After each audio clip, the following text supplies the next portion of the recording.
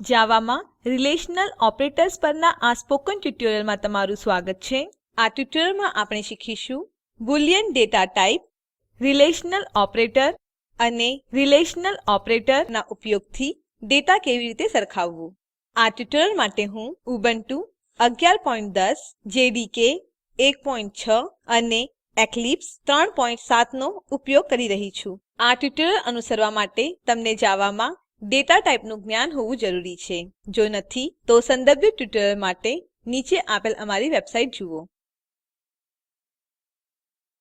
Relational ઓપરેટરો condition ચકાસવા માટે ઉપયોગ થાય છે. તેમનું આઉટપુટ બુલિયન ડેટા ટાઇપનું વેરિયેબલ છે. બુલિયન ડેટા ટાઇપ 1 બીટ માપનું છે. તે માત્ર 2 વેલ્યુઝ સંગ્રહે છે, ટ્રૂ અથવા ફળસે. કન્ડીશન સાચી હોય ત્યારે ટ્રૂ આવે છે. કન્ડીશન ખોટી હોય ત્યારે ફળસે આવે છે. અહીં ઉપલબ્ધ રિલેશનલ ઓપરેટરોની યાદી છે. Greater than, less than, equal to, greater than or equal to, less than or equal to, not equal to. આપણે તે દરેકને વિગતવાર જોશું. એક્લિપ્સ ઉપર જાઓ. અહીં આપણી પાસે એક્લિપ્સ આઈડીઈ અને બાકીના કોડ માટે જરૂરી માળખું છે. મેં બુલિયનડેમો ક્લાસ બનાવ્યો છે અને મેઇન મેથડ ઉમેરી છે. હવે ચાલો કેટલાક એક્સપ્રેશનો ઉમેરીએ. ટાઈપ કરો બુલિયન બી. બુલિયન કીવર્ડ બી વેરિયેબલનું ડેટા ટાઇપ બુલિયન તરીકે જાહેર કરશે. આપણે આપણી કંડીશનનું પરિણામ બી માં સંગ્રહ કરીશું. આપણે વેઇટ વેરિયેબલ જાહેર કરીશું અને તે વેરિયેબલની મદદથી કંડીશન તપાસીશું.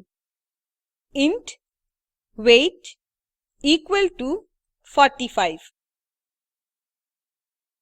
આપણે તપાસ કરીશું કે વેઇટની વેલ્યુ 40 કરતા વધારે છે કે નહીં. B equal to weight greater than 40.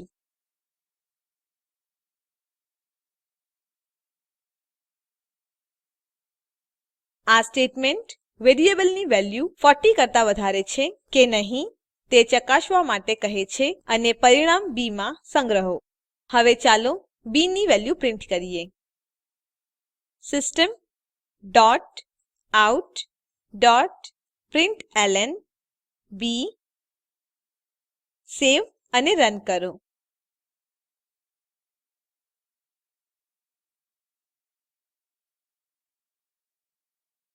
આપણે જોઈ શકીએ છીએ આઉટપુટ ટ્રૂ છે. ચાલો જોઈએ શું થશે જો વેલ્યુ 40 કરતા ઓછી હોય. વેઇટ 30 થી બદલો. સંગ્રહો અને રન કરો. આપણે જોઈ શકીએ છીએ કે આઉટપુટ અપેક્ષા પ્રમાણે ફળસે આવ્યું છે. આ રીતે ગ્રેટર ધેન સિમ્બોલ એક વેલ્યુ બીજી વેલ્યુ કરતા મોટી છે કે નહીં તે ચકાસણી કરવા માટે વપરાય છે.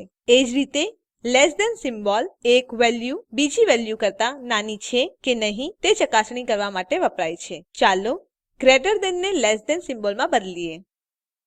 તો આપણે ચકાસીએ છીએ કે વેઇટની વેલ્યુ 40 કરતા નાની છે કે નહીં. સેવ, રન.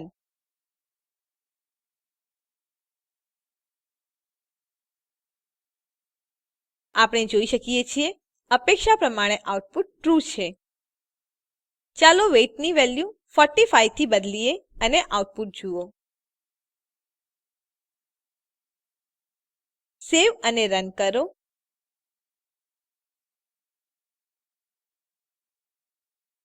આપણે જોઈ શકીએ છીએ કે આપણને ફળસે મળે છે કારણ કે વેઇટ લેસ ધેન 40 કન્ડીશન સાચી નથી. હવે ચાલો એક વેલ્યુ બીજી વેલ્યુ સમાન છે તે કેવી રીતે ચકાસવું તે જોઈએ. તે કરવા માટે આપણે બે ઇક્વલ ટુ સિમ્બોલ વાપરીશું. લેસ ધેન સિમ્બોલને ડબલ ઇક્વલ ટુ સિમ્બોલમાં બદલો. સેવ અને રન કરો.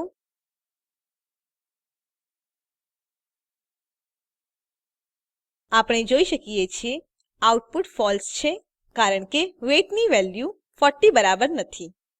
હવે ચાલો વેઇટને 40 થી બદલીએ અને આઉટપુટ જોઈએ. સેવ અને રન કરો. આપણે જોઈ શકીએ છીએ કે આઉટપુટ ટ્રૂ છે. આ પ્રમાણે ડબલ ઇકવલ ટુ સમાનતાની ચકાસણી કરવા માટે વપરાય છે. કાળજી રાખો, કારણ કે ઘણીવાર લોકો સમાનતા તપાસ કરવા માટે સિંગલ ઇકવલ ટુ નો ઉપયોગ કરે છે અને આ બિનજરૂરી એરર આપે છે. આગામી આપણે જોશું less than or equal to માટે કેવી રીતે તપાસવું. તે કરવા માટે આપણે લેસ ધેન સિમ્બોલ આગળ ઇકવલ ટુ સિમ્બોલનો ઉપયોગ કરીશું. ડબલ ઇકવલ ટુ ને લેસ ધેન ઇકવલ ટુ સાથે બદલો.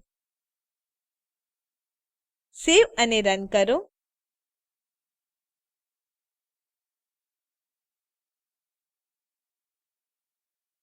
અપેક્ષા પ્રમાણે આઉટપુટ ટ્રૂ આવ્યું છે. હવે લેસ ધેન ચેક થાય છે કે નહીં તે જોવા માટે ચાલો વેઇટ ની વેલ્યુઓ બદલીએ. 40 ને 30 થી બદલો. સેવ અને રન કરો.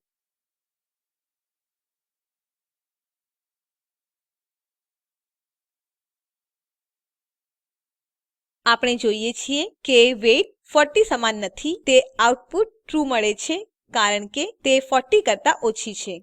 ચાલો જોઈએ શું થશે જો વેઇટ ની કિંમત 40 કરતા વધારે હોય. ધારો કે 50 છે. સેવ અને રન કરો.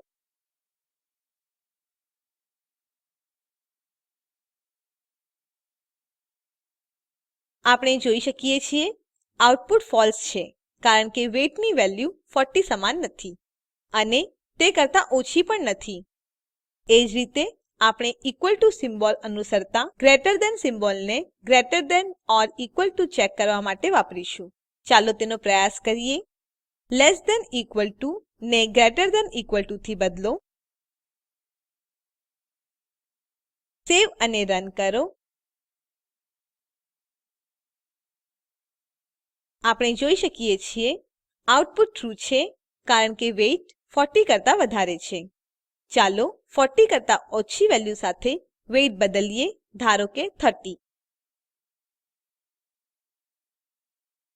સેવ અને રન કરો.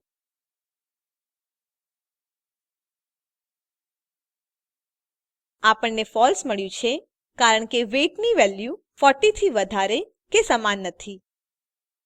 પછી આપણે નોટ ઇકવલ ટુ માટે કેવી રીતે ચકાસવું તે જોશું.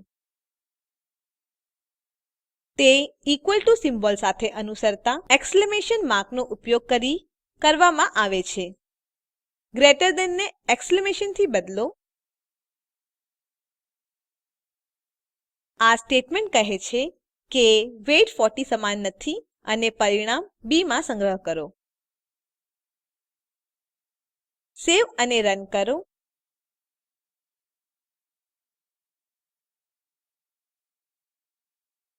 આપણે જોઈ શકીએ છીએ આઉટપુટ ટ્રૂ છે કારણ કે વેઇટ ની વેલ્યુ 40 સમાન નથી. ચાલો વેઇટ 40 થી બદલીએ અને આઉટપુટ જોઈએ. 30 ને 40 થી બદલો. સેવ run.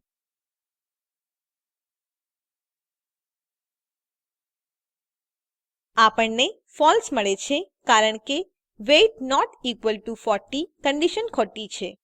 Not equal to condition equal to condition થી વિરોધ છે એવું ગણી શકાય છે. આ રીતે આપણે જાવામાં ડેટા સરખાવવા માટે વિવિધ રિલેશનલ ઓપરેટરોનો ઉપયોગ કરીએ છીએ. અહીં આ ટ્યુટોરીયલ સમાપ્ત થાય છે. આ ટ્યુટોરીયલમાં આપણે આ વિશે શીખ્યા: Boolean data type, relational operator અને બે વેલ્યુ સરખાવવા માટે રેશનલ ઓપરેટરો કેવી રીતે વાપરવા. આ ટ્યુટોરીયલ માટે અસાઇનમેન્ટ તરીકે બતાવેલ બે સમીકરણો સમાન છે કે નહીં તે શોધો. સ્પોકન ટ્યુટોરીયલ પ્રોજેક્ટ વિશે વધુ જાણવા માટે નીચે આપેલ લિંક ઉપર ઉપલબ્ધ વિડીયો જુઓ. તે સ્પોકન ટ્યુટોરીયલ પ્રોજેક્ટ માટે સારાંશ આપે છે. જો તમારી પાસે સારી બેન્ડવિડ્થ ન હોય તો તમે તે ડાઉનલોડ કરી જોઈ શકો છો. Spoken tutorial project team spoken ટ્યુટોરીયલની મદદથી વર્કશોપ આયોજિત કરે છે.